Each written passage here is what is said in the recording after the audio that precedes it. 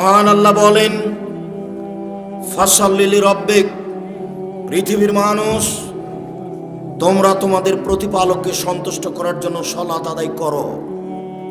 মুহাম্মদ সাল্লাল্লাহু আলাইহি সাল্লাম, আপনি আপনার প্রতিপালককে সন্তুষ্ট করার জন্য সালাত আদায় করুন। মহান আল্লাহ বলেন, হাফিজু আলা সালাওয়াত ওয়াস সালাতিল উস্তা, পৃথিবীর মানুষ তোমরা 5 ওয়াক্ত সালাত আদায় করো, বিশেষভাবে আসরের সালাত আদায় করো। আসরের সালাত নির্ধারিত সময় আদায় করতে হবে, 5টায় করা যাবে না। দেরি করতে করতে করতে হুজুর একবারে সূর্য ডুবিয়ে দেয় মনে হচ্ছে, সেটাই হুজুরের কাছে পছন্দনীয়। এই ছেলে, প্রত্যেকটা বস্তুর ছায়া যখন তার সমপরিমাণ হবে তখন আসর। আমি বলিনি এই কথা, কে বলেছেন বলো তো? মুহাম্মদ সাল্লাল্লাহু আলাইহি সাল্লাম। আর তুমি যখন আসরের সালাত আদায় করছো তখন 10টা হয়ে গেছে গো, বুঝতে পারোনি কথা? আসরের সালাতের সময় কখন? প্রত্যেক বস্তু যখন তার ছায়াটা তার সমপরিমাণ হবে। কালকে লাঠি খাড়ো করো একটা, দিয়ে ছায়াটাতে দাগ দাও, দিয়ে এবার বোতলটা ফেলে দাও। যদি ছায়াটা তার সমান হয়ে থাকে, এখন আসরের টাইম হয়ে গেছে। এই কথা আমি বলিনি, কে বলেছেন? মুহাম্মদ সাল্লাল্লাহু আলাইহি সাল্লাম বলেছেন। পৃথিবীর কোন মানুষের কথাকে এই কথার সাথে লাগাবো না। আমি আব্দুর রাজ্জাক বিন ইউসুফ 5 পয়সা দাম নেই। পৃথিবীর কোন মানুষের কথাকে এই কথার সাথে লাগাবো না। উমর রাদিয়াল্লাহু তাআলা আনহুর কথাকে এই কথার সাথে লাগাবো না। মানুষ হিসাবে পৃথিবীর ব্যতিক্রম মানুষ উমর, যে রাস্তা দিয়ে হাঁটতেন সে রাস্তা দিয়ে শয়তান হাঁটতো না। অতএব নির্ধারিত সময়ে সালাত আদায় করার চেষ্টা করুন, এ কথা আল্লাহর আদেশ। যে কোনো মূল্যে সালাত আদায় করতে হবে। অজু করে সালাত আদায় করতে হয়, পানি নেই, তায়াম্মুম করে সালাত আদায় করতে হবে। মাটি নেই, বিনা অজুতে বিনা তায়াম্মুমে সালাত আদায় করতে হবে। দাঁড়িয়ে থেকে সালাত আদায় করতে হয়, দাঁড়িয়ে থাকা যায় না, বসে থেকে সালাত আদায় করতে হবে। বসে থাকা যায় না, শুয়ে থেকে সালাত আদায় করতে হবে। কেবলার দিকে মুখ করে সালাত আদায় করতে হয়, কেবলা বোঝা যায় না, এমনিতেই পড়তে হবে। শত্রু তাড়া দিয়েছে, দৌড়িয়ে চলে যাচ্ছি, ওই দিকে ওইভাবেই সালাত আদায় করতে হবে। ইবাদতের জগতে ব্যতিক্রম ইবাদত সালাত। সালাত এমন একটি ইবাদত যার উপরে নির্ভর করে অন্যান্য ইবাদত। সালাত আছে তো আর ইবাদত আছে, সালাত নেই তো সব বাতিল। আব্দুর রাজ্জাক সাহেবের একাধিক দিনের বক্তব্যে আমরা জানি যে ইবাদতের জগতে সবচেয়ে দামি ইবাদত সিয়াম, রোজা। কেন? সালাত যতই দামি ইবাদত হোক, এরপরে সালাতের নেকিটা আল্লাহ নিজে হাতে দিবেন না। বলেন তো দেখি, কোন ইবাদতের নেকি নিজে হাতে দিবেন? সিয়াম। তাহলে বলতে গেলে ইবাদতের জগতে সবচেয়ে দামি ইবাদত হলো সিয়াম। সাপ্তাহিক রিপোর্ট আল্লাহর দরবারে কোন কোন দিনে পেশ করা হয়? বৃহস্পতিবার, সোমবার। এই জন্য আল্লাহর নবী চাইতেন যে আমার রিপোর্টের সময় দেখো তুমি যে আমি সিয়াম আছি, দেখো, এই নাও দেখো। এই জন্য তিনি কোন কোন দিন ভালোবাসতেন? বৃহস্পতিবার আর সোমবার সিয়াম পালন করা। সবাইকে আমি অনুরোধ জানাচ্ছি এই 2 দিন সিয়াম পালন করার জন্য। আপনি মুরব্বী, আপনার কাছে আমার জরুরি অনুরোধ, আপনি বৃহস্পতিবার সোমবার সিয়াম পালন করবেন। আর বাৎসরিক রিপোর্ট কোন দিন পেশ করা হয়? না না না না, শাবান মাসে। তবে শাবান মাসের কোন দিন, সেই দিন মুহাম্মদ সাল্লাল্লাহু আলাইহি ওয়াসাল্লামের জানা ছিল না, যার কারণে তিনি শাবান মাসে বেশি বেশি সিয়াম পালন করতেন। বর্ণনাকারী বলছেন, আল্লাহর নবী আপনি শাবান মাসে এত বেশি রোজা থাকেন, সিয়াম থাকেন কেন? তখন আল্লাহ রাসূল বলছেন, দেখো শাবান মাসের বাৎসরিক রিপোর্ট পেশ করা হয়, কোন দিন আমার জানা নাই। কিভাবে ভারত, বাংলাদেশ, পাকিস্তানের আলেম ওলামা জেনে নিলেন সেদিন 15ই শাবান। তাই কলকারখানা, অফিস আদালত, কোর্ট কাচারি, শিক্ষা প্রতিষ্ঠান সবকিছু বন্ধ করে আতর গোলাপ মেখে রাতে গোসল করে দিনে সিয়াম থাকে। অবাক কথা, এত বড় সুযোগ হলো তো আল্লাহ নবী তাহলে একদিনই থাকতেন। একদিন না থেকে তিনি বেশি দিন থেকেছেন, একবার 15 তারিখ পর্যন্ত, 20 তারিখ পর্যন্ত, 25 তারিখ পর্যন্ত, 27 তারিখ পর্যন্ত খালি এই টেনশনে যে কোন দিন যে হলো বাৎসরিক রিপোর্টের দিন। তো সেটা কোন মাস? শাবান মাস। কোন দিন কেউ জানে না। কিভাবে আমরা জেনে নিয়েছি সেই দিন কোন দিন? 15ই শাবান। হাসাওয়া কাল্লা, কখনো নয়, ভুল হিসাব। বেশি বেশি সিয়াম পালন করে ধরতে হবে রিপোর্টের দিন। ইবাদতের জগতে সবচেয়ে দামি ইবাদত সিয়াম, এ কথা ঠিক, কিন্তু যদি নামাজ না থাকে তাহলে রোজাটাকে আল্লাহ এভাবে কেটে দেবে, যা এটা বাদ। ইবাদতের জগতে শক্তিশালী ক্ষমতাধর পাওয়ারফুল ইবাদত হলো দান। দানের চেয়ে এত ক্ষমতাধর শক্তিশালী ইবাদত পৃথিবীতে নেই। দান করলেন এখানে মায়ের নামে কবরের শাস্তি বন্ধ, ক্ষমতাই ভিন্ন। আল্লাহ নবী বলছেন যে পানি যেমন আগুনকে নিভাতে পারে, দান তেমন পাপকে মিটাতে পারে। দান করে পাপ মিটিয়ে দেন। আল্লাহ খুব রাগান্বিত, আপনাকে জাহান্নামে দিবেন। তো 10 টাকা দান করেছেন, 500 টাকা দান করেছেন, তো আল্লাহ বলছেন আচ্ছা আচ্ছা ঠিক আছে, যাও, নরম হয়ে গেছে, যাও যাও জান্নাতে যাও। দানের খুব ক্ষমতা। কিন্তু দানের যতই ক্ষমতা থাক, যদি সে সলাত না থাকে তাহলে দানকে আল্লাহ কি করবেন? কেটে দিবেন। দানের আর কোনো ক্ষমতা নেই। আল্লাহর ভয়ে এক ফোঁটা চোখের পানি আল্লাহর কাছে সবচেয়ে প্রিয়। এক ফোঁটা চোখের পানি, এর চেয়ে কোনো পছন্দনীয় ইবাদত আল্লাহর কাছে নাই। এক ফোঁটা চোখের পানি। রাসূল সাল্লাল্লাহু আলাইহি ওয়াসাল্লাম বলছেন, লা ইয়ালিজার রাজুলু বাকা মিন খাসিয়াতিল্লাহ তা ইয়ালিজাল লাবানু ফি দারে। গাভীর বাঁট ওলান থেকে দুধ বের করে ভিতরে ঢোকানো যায় না যেমন, আল্লাহর ভয়ে কাঁদে যে সে জাহান্নামে যাবে না তেমন। গাভীর বাঁট ওলান বুঝেন কি? চাপ দিয়ে দুধ বের করে ভিতরে ঢোকানো যাবে? এই কাজটা যেমন অসম্ভব, আল্লাহর ভয়ে কাঁদে যে তার জাহান্নামে যাওয়া তেমনি অসম্ভব। এটা আমি বলিনি, এই কথা মুহাম্মদ সাল্লাল্লাহু আলাইহি সাল্লাম বলেন। এরপরেও কেঁদে আপনি অনেক নেকি করেছেন, কিন্তু সালাত নেই। এবার এটা আল্লাহ কি করবেন? এটা কেটে দিবেন, বাতিল। তাহলে ইবাদতের জগতে সবচেয়ে ব্যতিক্রম ভিন্ন ধরনের ইবাদত হলো সালাত, যার উপরে নির্ভর করে অন্যান্য ইবাদত। সালাত এমন একটি ইবাদত যার উপরে নির্ভর করে অন্যান্য ইবাদত। অতএব পরিষ্কার কাপড় পরে সালাত আদায় করতে হয়, পরিষ্কার নেই, যেই কাপড়ে পেশাব পায়খানা লেগে আছে ওই কাপড় পরেই সালাত আদায় করবেন। পরিষ্কার অপরিষ্কার কোনো কাপড়ই নেই। আপনি উলঙ্গ হয়ে আছেন, নামাজের টাইম হয়ে গেছে, আপনি এ অবস্থাতেই সালাত আদায় করবেন। যার কারণে আমি বহুদিনই বলেছি যে মুসলিম দেশে মার্কিন সৈন্য ঢুকে, কথার কথা ইরাকে, আফগানিস্তানে মুসলিম মহিলাকে ধরে 5 জন 7 জন ধর্ষণ করার পরে পরনের কাপড় খুলে নিয়ে উলঙ্গ অবস্থায় তাদের সামনে হাঁটতে বাধ্য করে। এই সময়ে যদি সালাতের টাইম হয়ে যায়, তাহলে মুসলিম মহিলাকে উলঙ্গ অবস্থায় মার্কিন সৈন্যের সামনে সালাত আদায় করতে হবে, করতেই হবে। পৃথিবীতে ব্যতিক্রম ইবাদত সালাত। যেই সালাত, যে ইবাদত মানুষের কোনো অসুবিধা বুঝে না, সমস্যা বুঝে না, অসুখ বিসুখ বুঝে না, কিছুই বুঝে না, একেবারে কিছুই বুঝে না। সময় হলে সালাত আদায় করতে আপনি বাধ্য। পৃথিবীতে ব্যতিক্রম ইবাদত সালাত। যারা সালাত আদায় করে না তারা কেমন? যারা সালাত আদায় করে না তারা কাফের। রাসূল সাল্লাল্লাহু আলাইহি সাল্লাম বলেন, মান তারাকা সালাতা মুতাআম্মিদান ফাকাদ কাফারা। কেউ যদি ইচ্ছাকৃত সালাত ছেড়ে দেয় তাহলে সে কাফের হয়ে গেল। মুহাম্মদ সাল্লাল্লাহু আলাইহি সাল্লাম বলেন, বাইনাল আবদি ওয়া বাইনাল কুফরি তারকুস সালাহ। মুসলমান এবং কাফের মধ্যে পার্থক্য হচ্ছে সালাত ছেড়ে দেওয়া। কেউ যদি সালাত ছেড়ে দেয় তাহলে সে কাফের, কেউ যদি সালাত আদায় করে তাহলে সে মুসলমান। আসহাবু মুহাম্মাদিন সাল্লাল্লাহু আলাইহি সাল্লাম লা ইয়ারাউনা তারকু কুফরুন গায়রা সালাহ। মুহাম্মদ সাল্লাল্লাহু আলাইহি সাল্লামের সঙ্গী সাথী সাহাবীগণ কেউ যদি রোজা ছেড়ে দিয়েছে তাহলে তাকে কাফের মনে করতেন না। কেউ যদি হজ না করত তাহলে তাকে কাফের মনে করতেন না। কেউ যদি যাকাত না দিত তাহলে তাকে কাফের মনে করতেন না। তবে কেউ যদি সালাত আদায় না করত তাহলে তাকে কাফের মনে করতেন।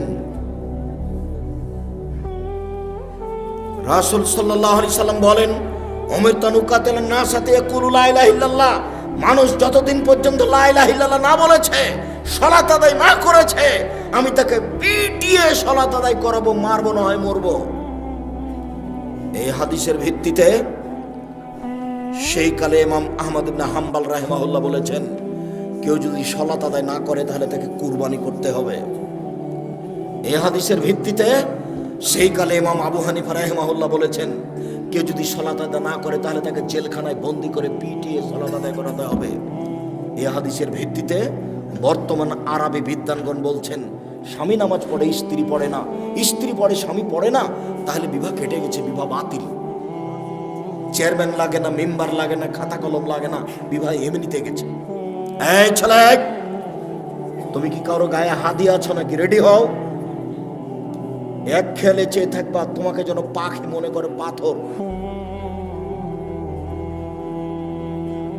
এক খেয়ালে চেয়ে থাকবে যেন তোমাকে পাখি মনে করে পাথর। সম্মানিত দিনী ভাই বোন, একজন বেনামাজি যদি মারা যায় তো আরবি বিদ্বানগণ বলছেন ওকে শ্মশান ঘাটে ফেলে দিতে হবে। হিন্দু মারা গেলে যেখানে ফেলতে হয় সেখানে ফেলে দিতে হবে, মুসলমানের কবরস্থানে কবর দেওয়া যাবে না। এ কথা বর্তমানে আরবি বিদ্বানগণ বলছেন। অতএব কেউ যদি সালাত আদায় না করে তাহলে তারা কাফের। আমরা বলছি তারা বড় পাপী। একটু কেউ যদি সালাত আদায় করে রাসূলের পদ্ধতি না করে তাহলে সে কেমন? কেউ যদি সালাত আদায় করে রাসূলের পদ্ধতিতে না করে তাহলে ফাওয়াইলুল লিল মুসাল্লিন আল্লাযীনা আন সালাতিহিম সাহুন। যারা সালাত আদায়ের ব্যাপারে অমনোযোগী, ঠিক মতো সালাত আদায় করে না, তারা ওয়াইল নামক জাহান্নামে যাবে। রাসূল সাল্লাল্লাহু আলাইহি সাল্লাম বলেন, যারা ঠিক মতো নিয়ম মতো সালাত আদায় করে না তারা ফেরাউনের সাথে থাকবে। পৃথিবীতে সবচেয়ে বড় বদ মানুষ ফেরাউন। অনেকে আল্লাহ বলে দাবি করেছে। Charles Darwin, Hume, Hegel, Haeckel, Lenin, Karl Marx, Engels, Abraha, Abu Jahl, Abu Lahab, দাকিয়ানুস, ডিকেটিস, সক্রেটিস, নমরুদ, ফেরাউন, সাদ্দাত, কারুন, অনেকে আল্লাহ বলে দাবি করেছে, তবে ফেরাউনের মতো নোংরা দাবি কেউ করেনি। মিশর জাদুঘরে ঢুকে বারবার বলছি, মোহাম্মদ, ফেরাউনের লাশ কোথায় সেখানে চলো। 150 পাউন্ড দিয়ে টিকিট করে ভেতরে ঢুকেছি ফেরাউনকে দেখার জন্য।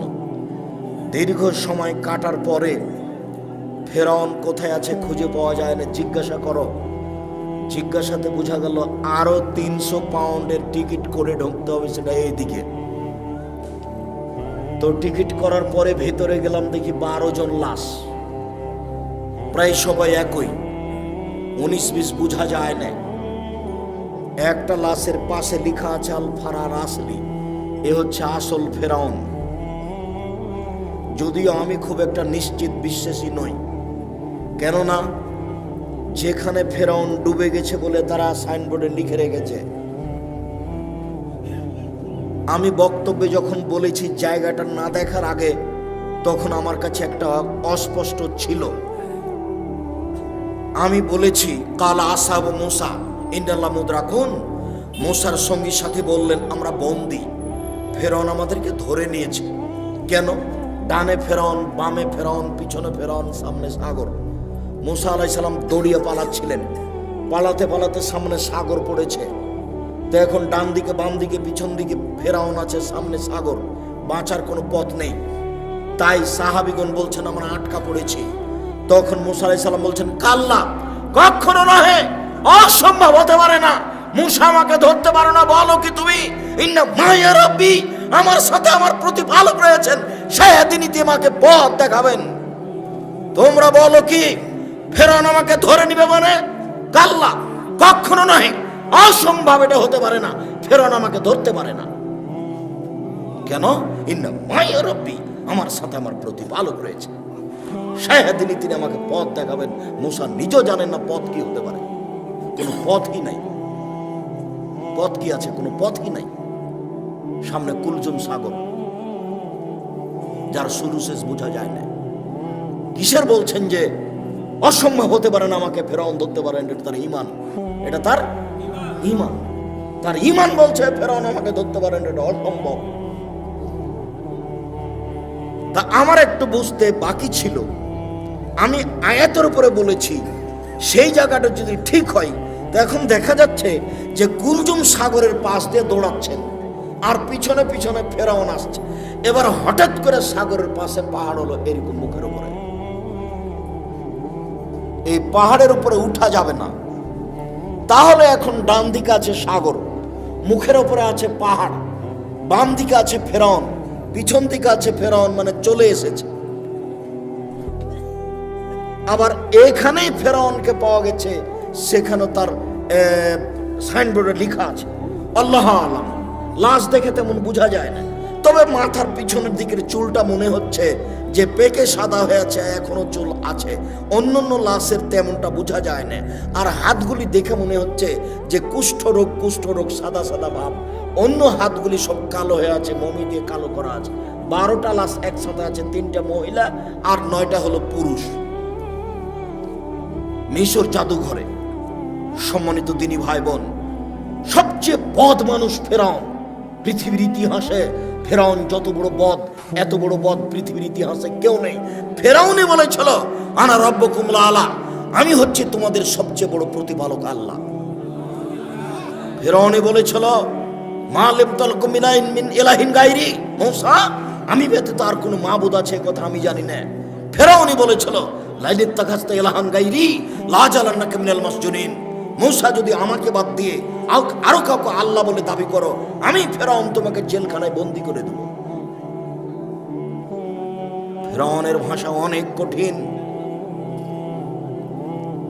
পৃথিবীর ইতিহাসে সবচেয়ে বদ মানুষ ফেরাউন। আল্লাহর নবী বলছেন যারা নামাজ পড়বে ঠিক মতো পড়বে না, তারা ফেরাউনের সাথে থাকবে। কি করতে পারি আমি, কি আপনাকে আমি বলতে পারি? রাসূল সাল্লাল্লাহু আলাইহি ওয়াসাল্লাম বলছেন আলী, কতগুলি লোক বের হবে আলী, তারা বেশি বেশি সালাত আদায় করবে, বেশি বেশি সিয়াম পালন করবে, বেশি বেশি তাসবিহ তাহলিল জিকির আজার করবে। তোমাদের ইবাদত তাদের কাছে কিছুই নয়। আলী শোনো, ইন্নাহুম তাজিদুনা, তোমরা যদি তাদের পাও ফাকতুলহুম, তাদের কুরবানি করো। ওয়াইনাম লাযরা মান কাতালাহুম, যারা তাদের হত্যা করতে পারবে তারাই সবচেয়ে বেশি নেকি পাবে। ওরা সবচেয়ে বেশি বড় নামাজি, তারা বেশি বড় রোজাদার, তারা তাসবিহ গণনা করে বেশি, মেশিনে তাসবিহ গণনা করে, মেশিনে তাসবিহ। এই ছেলে, কিসে তাসবিহ গণনা করতে হবে? আঙ্গুলে। কেন? আঙ্গুল বিচার মাঠে সাক্ষী দিবে, কথা বলবে। মুরব্বী আব্দুর রাজ্জাক, শোনো বাবা, আমি মুরব্বী মানুষ, আমার বয়স 80, আমি যদি আঙ্গুলে তাসবিহ গণনা করি খালি আমার ভুল হয়, তো আমি কি তাসবিহ দানায় তাসবিহ গণনা করতে পারি? না।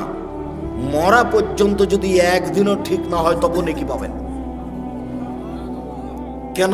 আঙ্গুলে তাসবিহ গণনা করা কার নির্দেশ? মুহাম্মদ সাল্লাল্লাহু আলাইহি ওয়াসাল্লামের। আমি ঠিক করলাম কি ভুল করলাম আমি তার নিজে থেকে করিনি।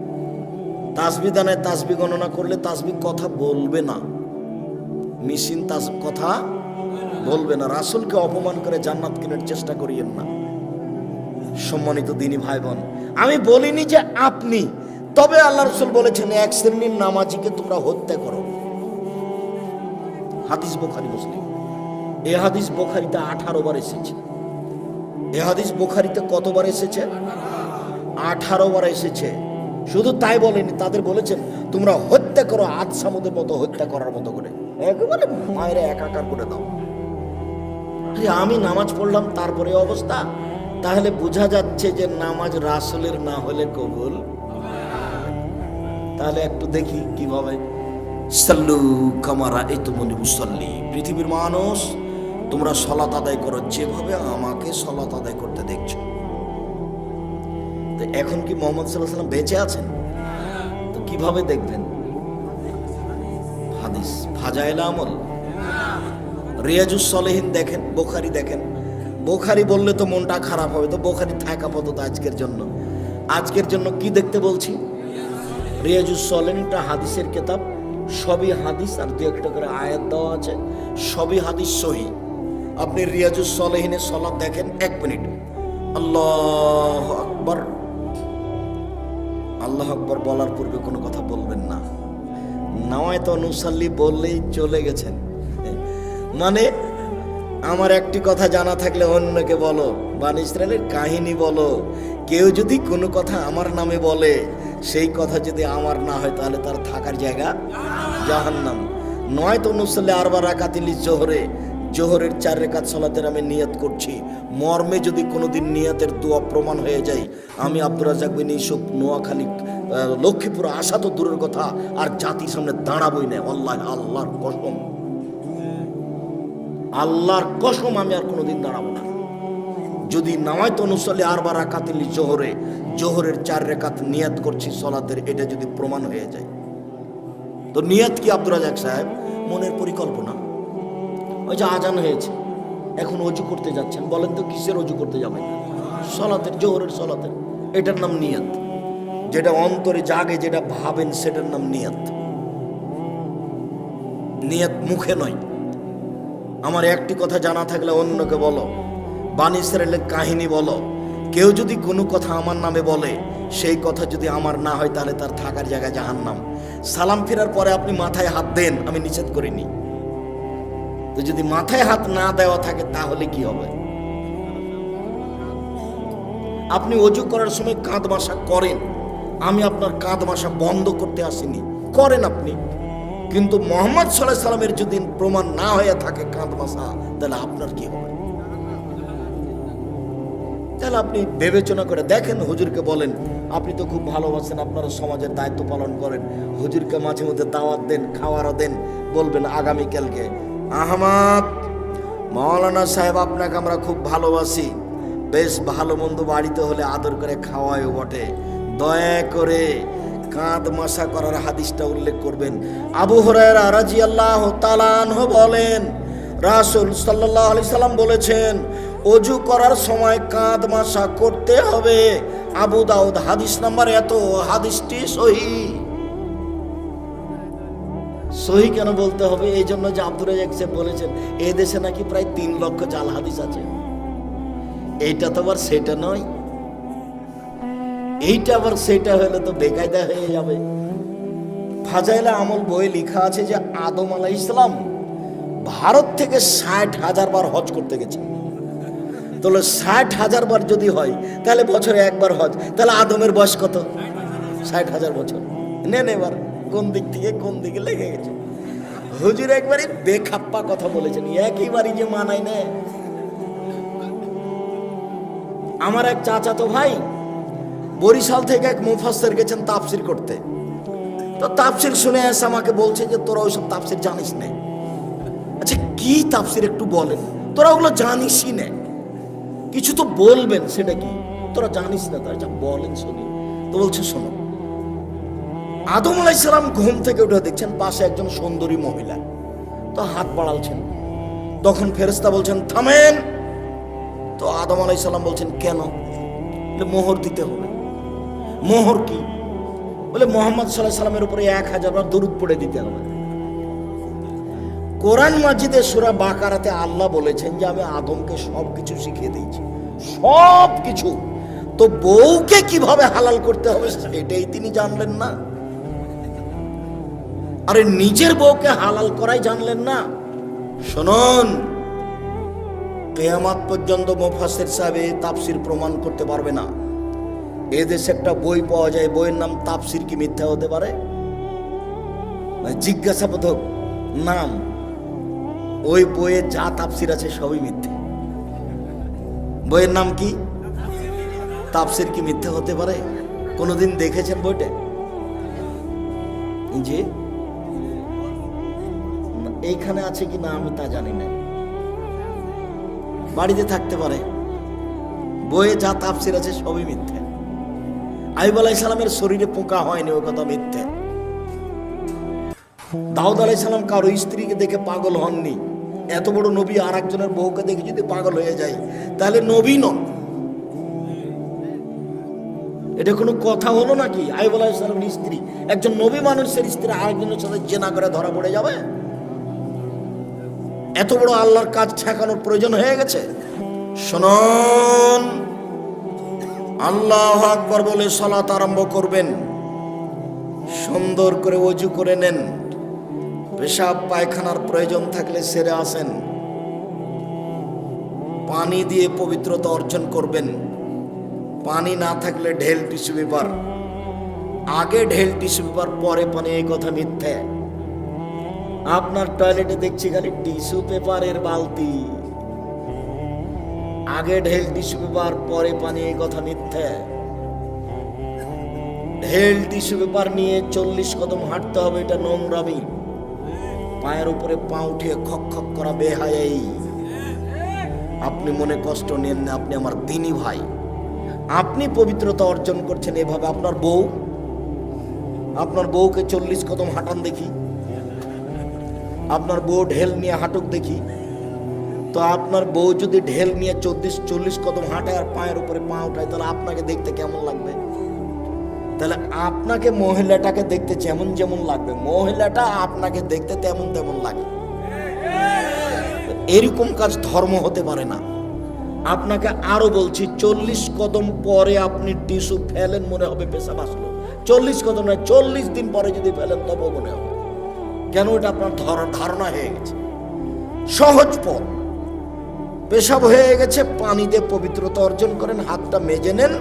এখন যদি মনে হয় যে এক ফোঁটা পেশাব আসলো, তাহলে ওযু করার সময় একটু পানি এনে লজ্জাস্থানের সামনাসামনি এভাবে ছিটিয়ে দেবেন। বুঝাতে পারিনি? বাস, পবিত্রতা শেষ। আর ভিতরে এটা ধারণা করতে হবে না। ধারণা করলেই 40 কদম পরে যদি টিস্যু ফেলেন তবুও মনে হবে। ওই পথই যায় না, বিপদ। আল্লাহু আকবার। ডান হাতের কবজি বাম হাতের কবজির উপরে রাখবেন। 2 পায়ের গোড়ালি জমা করবেন না। রাজশাহী চাঁপাইনবাবগঞ্জে মহিলা বৈঠকে মহিলারা বলছে, বুবু নামাজে যখন দাঁড়াবা বুবু, তখন 2 পায়ের গোড়ালি জমা করে দিও বুবু। যদি 2 পায়ের গোড়ালি ফাঁকা রাখো বুবু, তাহলে লজ্জা স্থানের যোগাযোগ বুবু মাটির সাথে হবে, মাটি অভিশাপ করবে। বুবুর সব কথাই নাকি বুখারীতে আছে।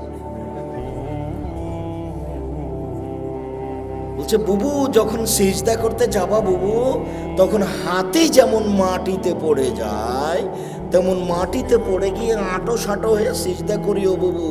বুককে যদি উরু থেকে পৃথক রাখো বুবু, তাহলে স্তন ঝুলন্ত থাকবে বুবু, পর্দার ব্যাঘাত ঘটবে।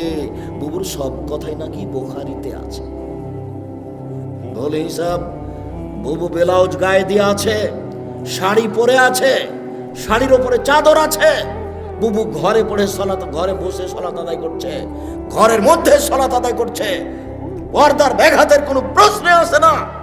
মুহাম্মদ সাল্লাল্লাহু আলাইহি ওয়াসাল্লাম যেভাবে সালাত আদায় করতে বলেছেন, পুরুষ নারীকে এভাবেই সালাত আদায় করতে হবে। এটাই চূড়ান্ত হিসাব। পৃথিবীর কোনো মানুষের সালাত আদায়ের জন্য ব্যতিক্রম কোনো প্রমাণ হবে না। সহিহ হাদিস দ্বারা প্রমাণ পেশ করতে হবে, অন্যথায় যা করেছি ভুল হয়েছে। এখন যা দেখছি বাস্তব সেটাই করতে হবে। আল্লাহু আকবার। আল্লাহু আকবার বলার সময় এরকম করতে হবে না। আল্লাহ, এটা চলবে না। আল্লাহু আকবার, এটা চলবে না। আল্লাহু আকবার, এটা চলবে না। তাহলে এটাও চলে না, তাহলে এটাও চলে না, তাহলে এটাও চলে না। তাহলে কি করতে হবে? কাঁধ সামনাসামনি, একাধিক হাদিস দেখেন, কাঁধ সামনাসামনি, আল্লাহু আকবার, কানের লতি সামনাসামনি, একটু উপরে, আল্লাহু আকবার, সামনাসামনি। হাদিসের শব্দ সামনাসামনি। আপনাকে আমি কি দিয়ে বুঝাই? কেন আপনি আঙ্গুলটা এখানে নিয়ে আসলেন? কেন আপনি এরকম করতে গেলেন? কেন আপনি এরকম করলেন কেন? আল্লাহু আকবার। ডান হাতের কবজি বাম হাতের কবজির উপরে রাখেন, সহিহ হাদিস। বাহুর উপরে বাহু রাখেন, সহিহ হাদিস। বাহুর উপরে বাহু রেখে যদি ছেড়ে দেন, তাহলে বুক থেকে একটু নিচে যাবে, পেটের উপরে থাকবে। আর কবজির উপরে কবজি রেখে বুকের উপরে রাখেন, 5টা সহিহ হাদিস। কবজির উপরে কবজি রেখে একেবারে ছেড়ে দেন নাভির নিচে, তিনটে জাল ও জয়ীফ হাদিস। আপনাকে আমি মানার জন্য বাধ্য করিনি। তবে কেউ যদি বলে যে নিচেও বাঁধা যাবে, তো তাকে বলবেন যে জীবনে কোনোদিন উপরে কি বেঁধে দেখেছেন? কথা বুঝাতে পারেন? বলেই দেখেন আপনি।